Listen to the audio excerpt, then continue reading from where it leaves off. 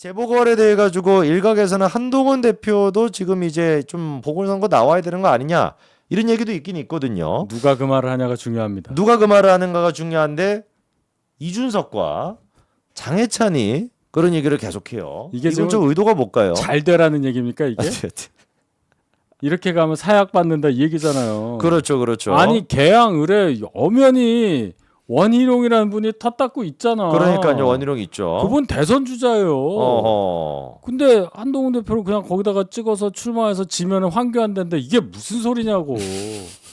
황교안 아저씨 오늘 창당하겠다고 막 문자 보내요 저한테. 아, 장담합니까? 네, 창당한다고. 어. 문자 왔잖아 여기. 오호. 골 때려요. 참고로 이준석의 워딩이 그거였습니다. 개항을 나가가지고 한동훈 지면은 제2의 황교안이 될 것이다.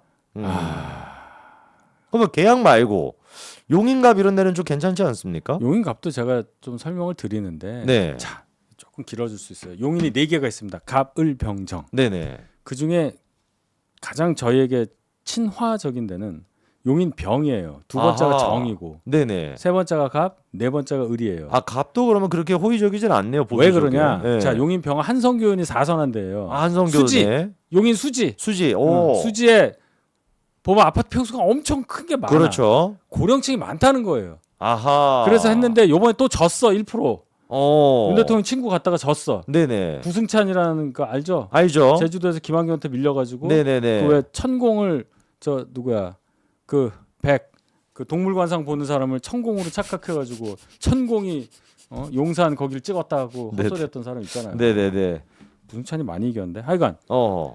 그 갑이 저희가 계속 했던 지역이에요. 갑이. 이우연 의원이라는 분이 네. 19대 20대 하다가 날아가고 21대 때 정찬민 의원이라는 분이 했다가 날아가고 자, 어허. 왜 날아갔냐? 자, 이우연 의원은 뇌물로 날아갔고요. 뇌물로. 정찬민 의원은 용인시장 출신인데 이분도 또 부적절한 뭐 비슷한 걸로 날아갔어. 어허. 중간에 의원직이 박탈됐다는 얘기예요. 네네.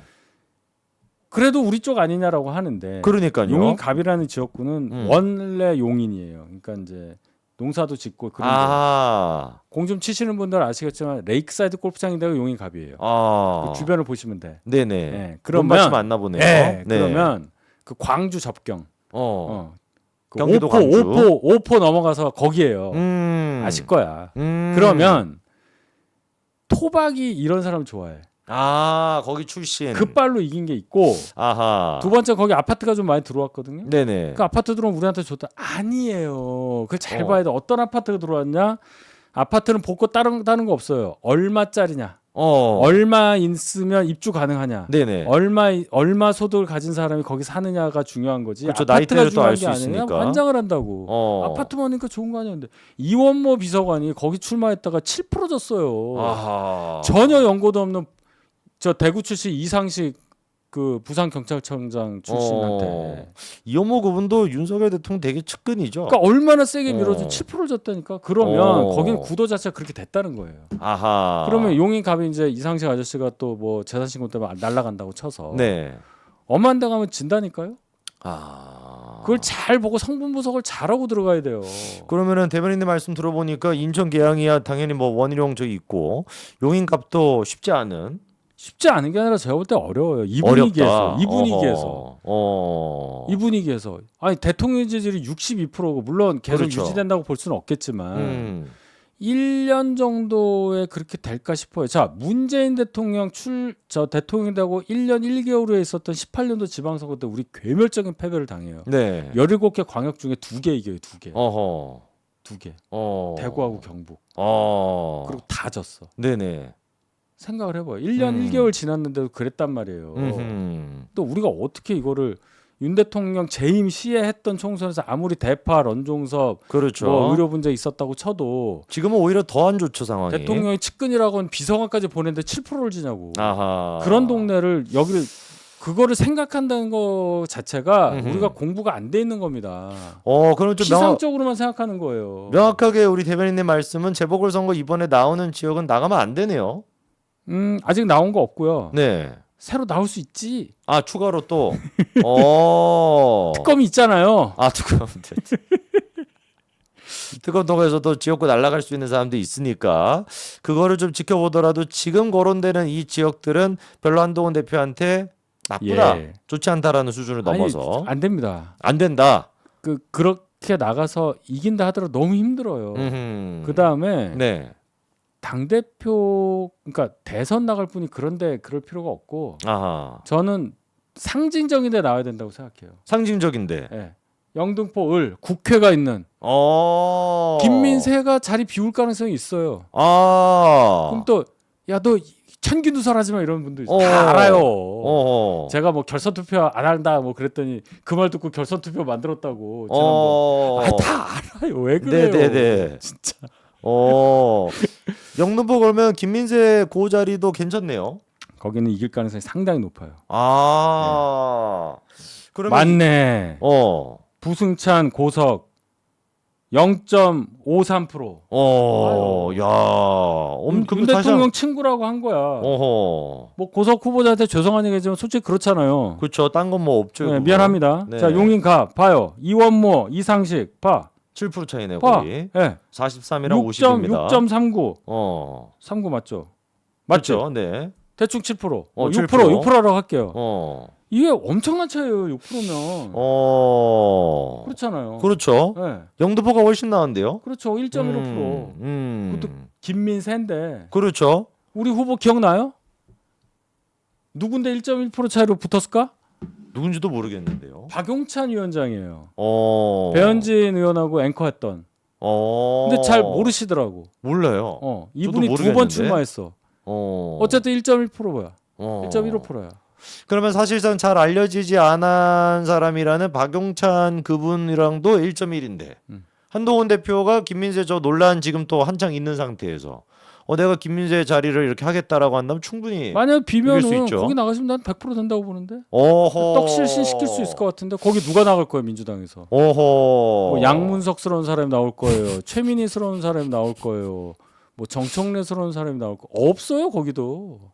그러면 지금 이거 시간이 많이 남아 있는 게 아니지 않습니까? 아니 만약에 네, 준비를 빨리빨리 해야 될 것 같은데요. 아니 김민세가 어떻게 되는지 봐야지. 일단 청문회 통과될 거고요. 총리 하지 않겠습니까? 되면은 되지 당연히요. 네. 그 다음에 이제 어떻게 하냐 봐야죠. 근데 이제 민주당에서 어떻게 정리하냐에 따라 다르지. 어쨌든 서울에서 한 자리는 나와요. 현역 의원이 서울시장 후보로 나올 테니까. 네네. 네. 저는 그렇게 봐요. 아니 근데 김민석이 총리가 되면은 급발로 하려고 하겠지. 어. 서울시장 하려고 하겠지. 그쵸. 내 다음은 유시민이 해라 뭐 이러면서. 그러면 이게 1년 안에 영등포의 지역이 나올 수도 있다는 말씀이시네요. 저는 그렇게 봐요. 아니면 양천이 그러니까 누가 후보가 될 수 있냐를 먼저 봐야 되겠죠.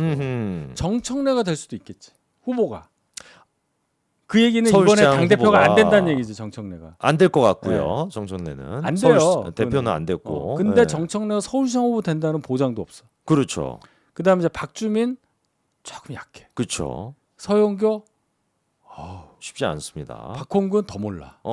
이러면 또 없어요 민주당도. 애매하죠. 그러네요. 그러면 민주당 입장에서 시뮬레이션 돌릴 거 아니야. 그렇죠. 서울시장 후보를 오세훈으로 딱 놓고 다 갖다 붙여봐. 그래도 전현희? 중성동갑 전현희 언니도 가능해요. 근데 네. 빨이 민주당 내에서 그게 이제 뭐가 있어야 되잖아. 거기 개딸 뭐 이런 거 있잖아. 그렇죠. 그러니까 후보가 될 가능성을 볼 때는 총리가 만약에 김민석이 된다면 김민석이 제일 가능성이 높네요. 김민세의 가능성이 높아요. 제가 볼 때는. 본인의 의지만 또는 대통령이 오케이 한다면 대통령이 반대하지 않는다면 이재명 정부의 총리 그러면 개딸들이야 당연히 그러니까 지지할 것이고 예를 들어 중성동 갑 같은 데도 윤희숙 원장하고 전현희가 근데 생각보다 차이가 많이 났어요. 그러니까 거기가 이렇게 을이 더 좋아. 박성중 지역구가 좋은데 네네. 그래도 당선 가는 거 여기 봐요. 중성동 갑 여기 다 통계가 막 5.23% 쳤어. 막 임종석이 막 선거운동하고 막 이랬잖아요. 그랬네요. 이게 원래 임종석 지역구라고 봐야 되거든요. 그러니까 우리 이 통계 숫자 보면서 하자고. 이게 정확하지. 그렇죠. 5% 정도라고 한다면 충분히. 뭐 5% 이건 모르겠습니다. 근데 말씀 들어보니까 김민세 지역구가 제일 좀 상징성도 있고 좋은데요. 그렇죠. 그리고 이제 예를 들어서 근데 이런 건 있죠. 원래 하던 분이 있잖아. 영등포에는 박용찬 위원장 있고 네. 중성동 가면 윤희숙 여의도 연구원장 있고 그건 이제 뭐 당에서 알아서. 그렇죠. 박용찬은 근데 좀 뭐 그래도 제가 잘 네. 아는 분이니까. 아하. 여기까지. 그분 좀 친윤입니까? 네. 아, 찐윤 정도까지. 찐까지는 잘 모르겠고. 친윤. 하여튼 조금 더 오른쪽입니다. 박용찬 한가라고 어떤 분이 또 얘기해 주시네요. 예. 한동훈 까는 사람이라고 한가. 어허. 그러면 지금 이제 그러니까 재보궐 재밌는 게 많네요. 정치적인 상상력을 발휘하는 거예요. 그렇죠. 그렇게 네. 보면은 그러니까 1번 민주당이 의원인데를 우리가 갖고 오는 것이 좋잖아. 네. 그런 차원에서 이제 해봤고 또 여의도 그거 상징성도 있고. 은평 갑 막 박주민 뭐 이런 데는 그거 어려워요. 그렇죠. 거기는 완전히 거의 이긴 적이 없다시피 해요. 거기는. 그 차이가 많이 나고. 네. 뭐 양천 갑이야 뭐 그럴 수 있는데 황희가 뭐 황희정승이 아닌 다음에야 후보될 가능성이 적고. 그렇죠. 뭐 서영교, 박홍근 둘 다 중랑인데 거기도 뭐 저희가 된 지가 너무 오래된 동네라 하여튼간 그런 상황을 보자고요. 저는 이제 상징성인 데서 한동훈 전 대표가 출마해서 배치다는 게 의미가 있다고 생각해서 그러니까요. 김민세 총리 후보자의 총리 지역구. 취임 및 서울시장 후보 당선을 기원합니다. 기원합니다라는 것까지 한번 딱 해보겠습니다. 잘했죠?